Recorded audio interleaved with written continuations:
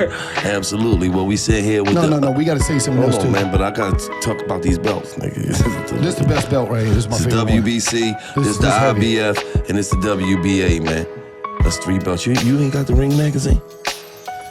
Nah. Why? You got 3 fucking belts. Yeah. There's only 4 of them. Yeah. If I would have fought Manny Pacquiao, they were going to put the Ring magazine up. But, I had an eye injury, so they didn't put the Ring magazine up. But the Ring magazine up for me and Terrence Crawford. So I've been meaning to get this video done a while back. But, it's never too late to talk about stuff like this. Anyway, when Errol Spence went on $1 million worth of game, one of the questions that was brought up was about the Ring magazine title. And Errol Spence looked like he wasn't really happy about not having the Ring magazine title. As he was, he basically came out and said if he would have fought Manny Pacquiao and in his terms beat Manny Pacquiao, he would have had the Ring magazine title. Now, this is not the first time he mentioned this. He also mentioned this about a year ago with the whole Ring magazine thing. And the one thing I want to talk about is when it comes to the Ring magazine.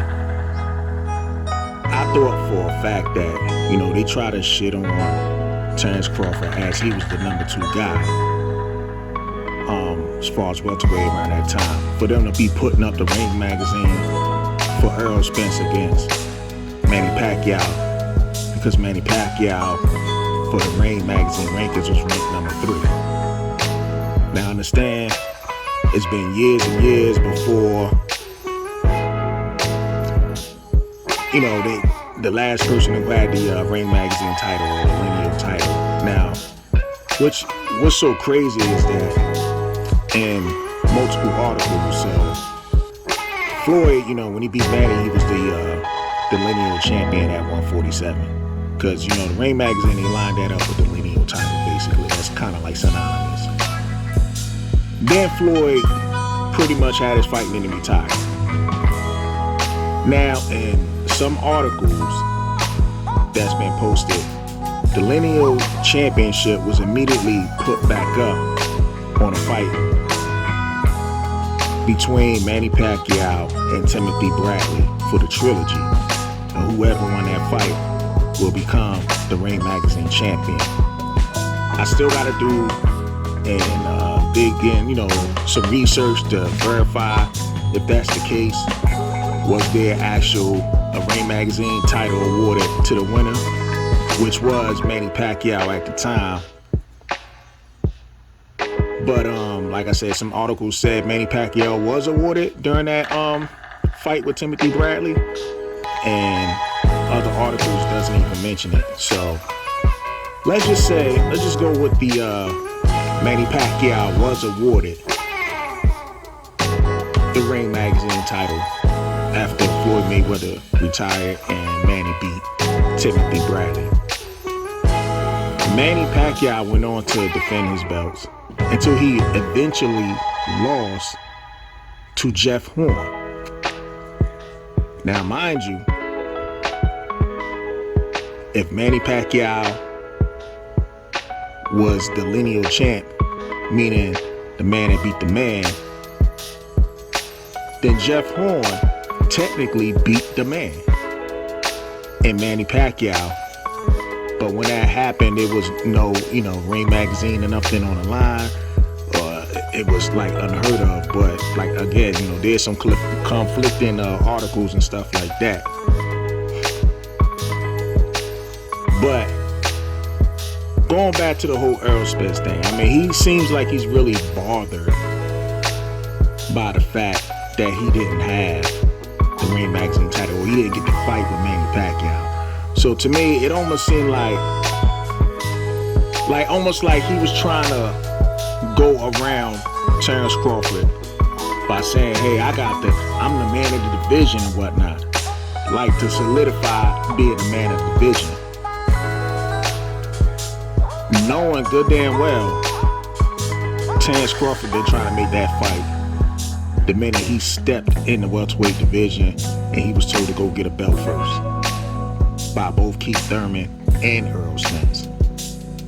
So I'm just wondering, was Errol Spence really trying not to fight Terrence Crawford? I know he said he was going to collect all the belts and then he going to come for Terrence Crawford. But to me, it just didn't seem that way. Because before he even made that statement, we all know Errol Spence said he wanted to go the easy route.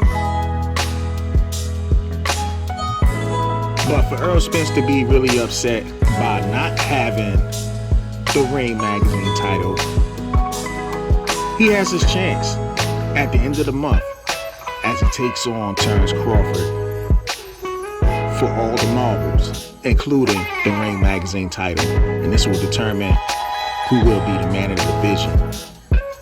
Now, in my opinion, I have Crawford winning this fight, but I gotta be honest, because it's on a PBC card. Terrence Crawford might have to get a knockout. I don't know who the judges are. I don't know what these judges are going to be looking at.